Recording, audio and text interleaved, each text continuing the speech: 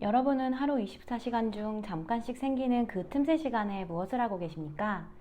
요즘은 스마트폰에 재미있는 것들이 많아서 5분, 10분이 아니라 한두 시간도 금방 시간을 보낼 수 있죠. 하지만 그 틈을 독서로 채워서 성공한 사람이 있습니다. 그것도 재테크에 성공을 해서 소위 말하는 부자가 되었습니다. 솔깃하지 않으신가요? 여러분은 육아를 해보신 적이 있으신가요? 엄마도 덩달아 못 자는 신생아 시기를 지나 어린이집을 보내기 전까지 주 양육자의 시간은 온전히 아이에게 맞추어서 흘러갑니다. 아이를 낳기 전에는 내가 결정해야 하는 24시간이었는데 아이가 태어나고 나니 그 시간에 대한 주도권을 뺏긴 느낌입니다. 물론 그렇다고 아이가 사랑스럽지 않은 것은 당연히 아닙니다. 그저 나를 위한 시간을 마련하기 어렵다는 이야기를 하는 것입니다. 저는 아이 둘을 키우면서 나를 위한 시간을 확보하고 싶어서 여러 가지를 해봤습니다. 아예 늦게 자보거나 아예 일찍 일어나거나 아니면 주말 중에 두어 시간 아이를 맡기고 나가보거나 했지만 그걸로는 뭔가 부족한 느낌이 들었습니다. 그런데 이 책을 읽으면서 알게 되었습니다.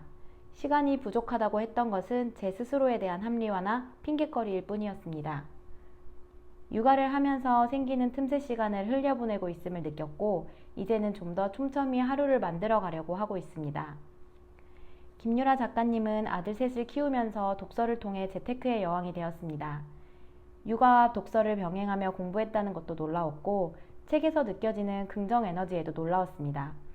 다른 사람들의 성공 스토리와는 달리 김유라 작가님이 말씀하시는 독서를 통한 성장은 저에게도 도전해볼 만한 미션으로 보여졌습니다.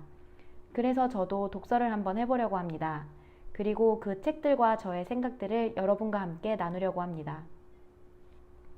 김유라 작가님은 현재 강연뿐만 아니라 유튜브, 네이버 카페, 블로그, 인스타그램 등 여러 곳에서 활동을 하고 계십니다.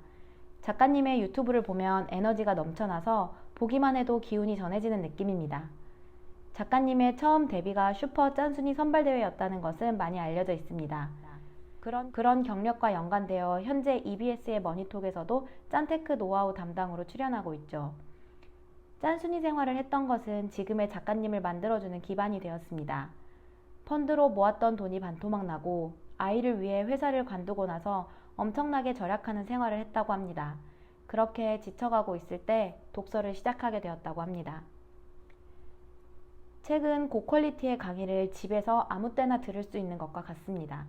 다만 영상이나 현장 강연에 비해 본인의 노력이 조금 더 필요한 편입니다.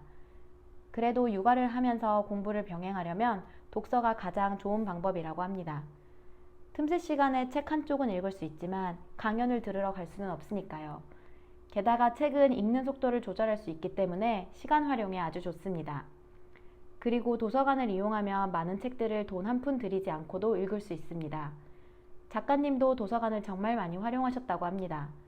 책 속에 도서관 이용에 관한 팁들도 있으니 한번 참고하시고 동네 도서관을 더 많이 이용하시면 좋을 것 같습니다. 요즘은 코로나 때문에 도서관이 문을 열었다 닫았다 하는 것 같은데요. 사이버 도서관도 있고 예약을 받아 대출만 해주기도 합니다. 요즘은 이북도 잘 되어 있으니 찾아보시고 편한 방법을 활용하시기를 추천드립니다. 독서가 좋다는 것은 사실 다들 알고는 있죠. 하지만 독서를 통해서 정말로 내가 변하기 위해서는 독서 후 활동이 중요합니다.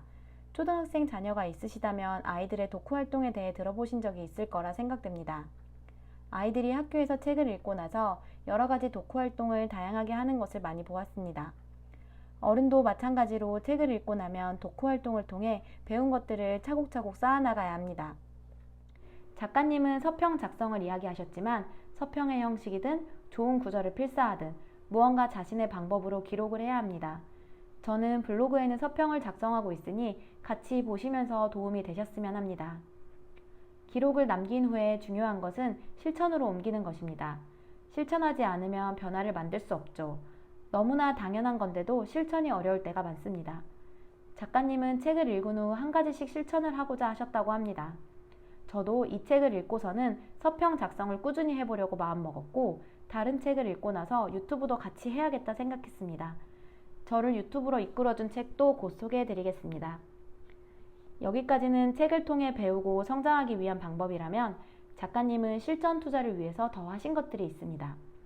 자신만의 노트를 만들어서 뉴스와 생각을 정리하고 예측도 해보면서 안목을 길러나갔습니다. 이 책은 투자 실용서는 아니기 때문에 투자 실전에 관한 이야기보다는 투자를 하기 위해 어떻게 노트를 정리하며 공부했는지를 이야기하고 있습니다. 짧게 정리해보면 틈나는 대로 독서를 하고 기록을 남기고 실천을 통해 변화를 만들어내자는 것입니다. 어떤 책부터 읽어야 할지 모르겠다면 작가님이 책 속에서 추천하신 책들이 있으니 참고해 보시거나 서점에 가셔서 책을 한번 둘러보는 건 어떠신가요? 그리고 저와 함께 독서를 통한 성장을 만들어 갔으면 하는 바람입니다. 저도 책을 빨리 읽는 편은 아니어서 저의 속도에 맞추어 현실적인 독서를 꾸준히 해보려고 합니다. 꾸준함의 힘을 믿고 한번 해보려고 합니다. 육아의 틈새 시간을 어떻게 활용할지 고민 중이시거나 독서 효과에 대해 반신반의하고 계시다면 김유라 작가님의 스토리를 통해 답을 얻어보시기를 추천합니다. 영상 끝까지 봐주셔서 감사합니다.